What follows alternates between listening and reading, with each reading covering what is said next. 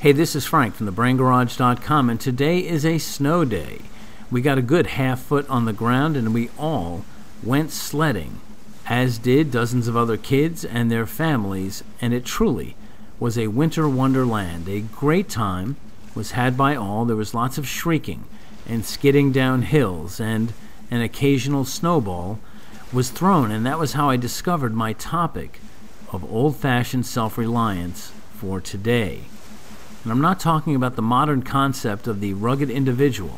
I'm actually referring to the idea put forward by Ralph Waldo Emerson in his essay of the same name, Self-Reliance. In that short work, Emerson talks about having the courage to listen to the song in your own heart and the faith to follow through on it in the outside world, even if you have to work for some time in isolation. And it's kind of funny how I remembered this concept. You see, I came across some boys who were having a hard time making snowballs. And when I saw why they were making snowballs, it really took me back to my own childhood. One of the boys had a snowball throwing rifle. It was a piece of plastic like the kind you might find at a Toys R Us, but the design was really clever.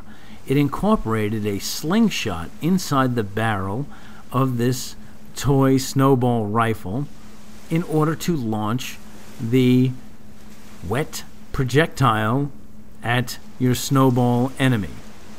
It looked like a fun little thing, and it worked quite effectively. The reason it brought me back to my own childhood is I had designed a snowball gun when I was a kid. I had plans for it, but I could never figure out how to turn it into something that actually worked. And that's okay. I'm not really heartbroken about it. It's not a multi-million-dollar business idea.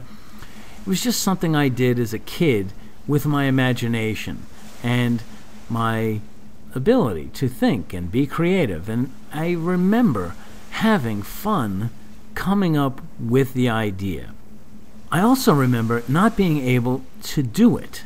You know, I was a kid. I was 10 years old, maybe even 8 or 9. But it doesn't matter. The point is that seeing it today, in reality, proved to me that I actually had a good idea many, many years ago, and that it could actually be brought into existence by someone else. And it was just delightful for me to see it. It was almost like proof of my creativity and of my imagination so many years later. Well, in his essay on self-reliance, Emerson talks about this exact kind of phenomenon, but in our adult lives, in the sense that if you don't follow through on your vision today as an adult of what you want to do or make or be in the world, you will come across somebody who does. And that moment, which very often no one else knows about, especially if you never actually try your idea, can be very soul-crushing to the individual who knows they didn't have the faith or the courage or the strength to follow through on the song in their own heart. And he's pretty strong in this essay about this being the reason you have to. You don't want to have that kind of quiet desperation in the middle of the night, knowing that you failed no one but yourself. Now again, don't worry about me. I don't feel bad that I never invented a snowball rifle. It was just fun for me to see, again, that my childhood scheme was made possible. You are going to find this in your own life. Maybe a silly idea, like a snowball rifle, that you've seen in the real world that you had previously thought about. And I don't ever want you to feel that kind of despair.